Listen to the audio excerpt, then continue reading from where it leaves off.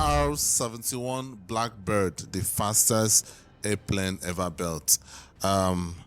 This was a video suggestion. I don't really know much about this particular jet, but I think it's a fighter jet. So without much further ado, let's get right into it.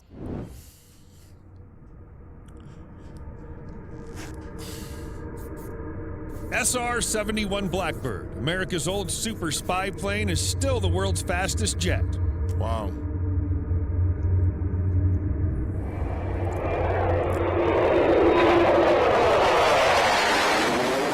The sleek and sinister SR-71 Blackbird looks like it belongs in a science fiction movie. Sleek and sinister. Though in fact the jet black spy plane proved far more successful at outrunning enemy missiles than any of the spaceships depicted in Star Wars. Though retired in the 1990s in favor of... I've never seen Star Wars though. I've never seen Star Wars. I know it's a very hyped movie, but I'm just not a fan. I've seen some clips and I was just never, what's the English I'm looking for here? Excited by it. I just didn't get into it. Though retired in the 1990s in favor of spy satellites and recon drones, it doesn't look like any modern designs are likely to challenge the Blackbird's record as the fastest manned aircraft ever. Stealthy speedster. As Cold War tensions heightened during the 1950s, the Central Intelligence Agency, CIA, began flying the U-2 spy plane to keep tabs on the Soviet Union's fast-expanding nuclear weapons capabilities. Ungainly and relatively slow-moving, the U-2 relied upon its ability to fly at extremely high altitudes to avoid enemy fighters and early surface-to-air missiles. The intelligence provided by U-2s in 1962 uncovered the Soviet nuclear missiles deployed to Cuba, leading to the dramatic events of the Cuban Missile Crisis. But the U-2s also provoked diplomatic incidents because they simply couldn't fly high enough to avoid Russian SA-2 surface-to-air missiles. A U-2 was shot down in 1960, and its pilot Gary Powers captured, triggering an embarrassing diplomatic row. Damn. Another U-2 was shot down during the Cuban Missile. Could you imagine being captured by Russia as an enemy? Damn.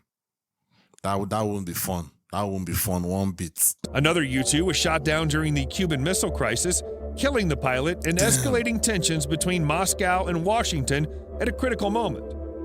5 Taiwanese U-2s were shot down over China. American engineers realized altitude was no longer an adequate defense, and in 1957 began working on a plane for the CIA that they hoped Soviet radar would be unable to detect, and that could outrun any missiles fired at it. The Lockheed Skunk Works factory ultimately developed the A-12, codenamed Archangel. The prototype was first tested in Area 51 in 1962, and in the end, 15 A-12s were produced.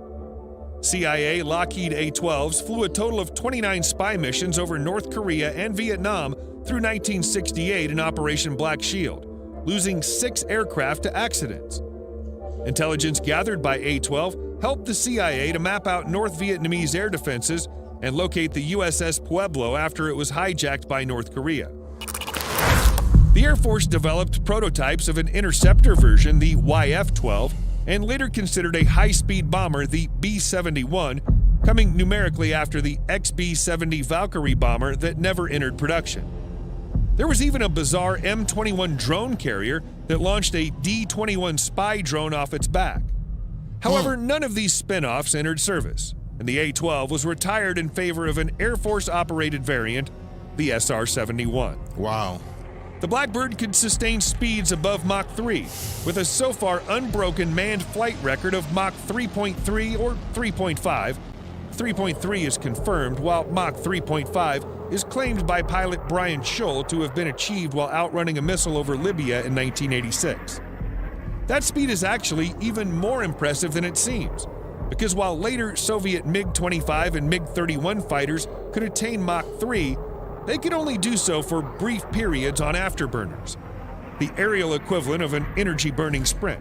The SR-71 could sustain Mach 3 flight for 90 minutes, at which points it required in-flight refueling. A Blackbird once set the record for flying from New York to London in 1 hour and 54 minutes. In effect, by the time it took a SAM missile system to lock onto an SR-71 traveling at Mach 3 and launch a missile, the Blackbird was already moving beyond the effective range of the missile. But Lockheed wasn't just counting on speed to evade enemy missiles.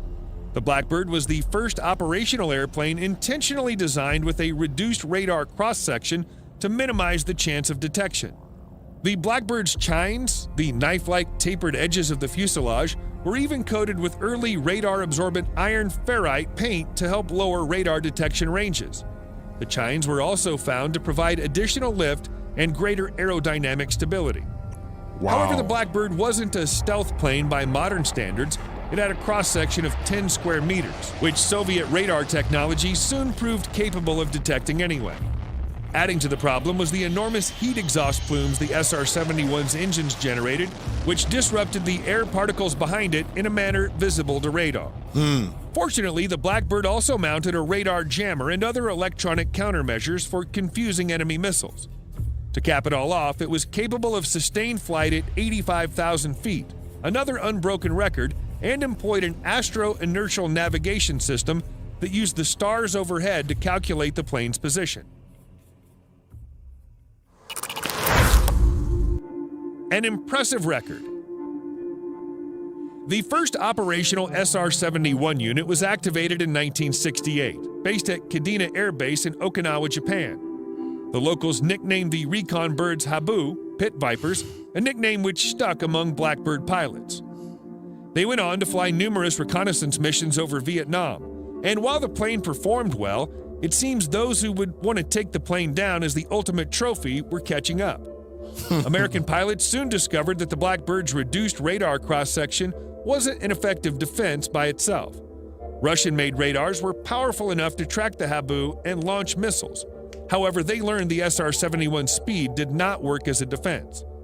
Around 800 missiles were fired at Blackbirds over Vietnam alone, but not a single one was lost to enemy fire, although one CIA A-12 did take a piece of shrapnel from an... You know, at first when they were mentioning about the Vietnam thing, I was thinking maybe the US had an agreement with the Vietnam government that we could practice or do, what do they call that? What is that word? Something mission, you know, which is not a real mission, but it's like, I think it's a practice, right? So I was thinking that maybe Vietnam was aware. So I'm actually surprised that missiles were shot at it. Or whether was that part of the practice? Let me know that in the comments. SA-2 missile that exploded 100 meters away. Blackbirds went on to fly over 3,551 reconnaissance missions over the next 30 years, flying over the Middle East, North Africa, Europe, and Asia. 11 SR-71s were lost in accidents, though all but one pilot survived. Not one was lost to hostile fire. Wow. Blackbird pilot Colonel James Shelton Jr. recounted the pilots could even lose their lives in these reconnaissance missions. That is just crazy, man. I mean, it's like a practice now, right? Am I wrong here? Am I wrong? Guys, tell me. It's like a practice. It's not a real world something, right? I know maybe even when you are practicing for something, especially in a machine like this, anything can happen. Wow. How his plane flew an epic 11.5-hour mission to photograph Israeli army positions near the end of the Yom Kippur War. Along the way, he overflew Egyptian airspace and was tracked by multiple radar sites and interceptors, but none of them could keep up.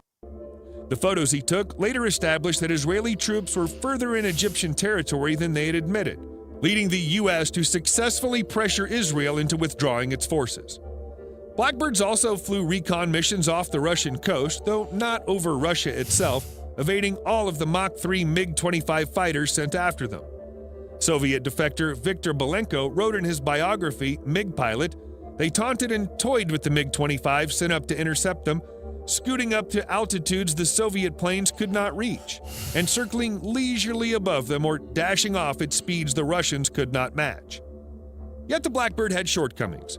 It was expensive to operate, costing more than $100,000 per hour flown, according to one estimate. Whoa! Furthermore, an SR-71... Wait.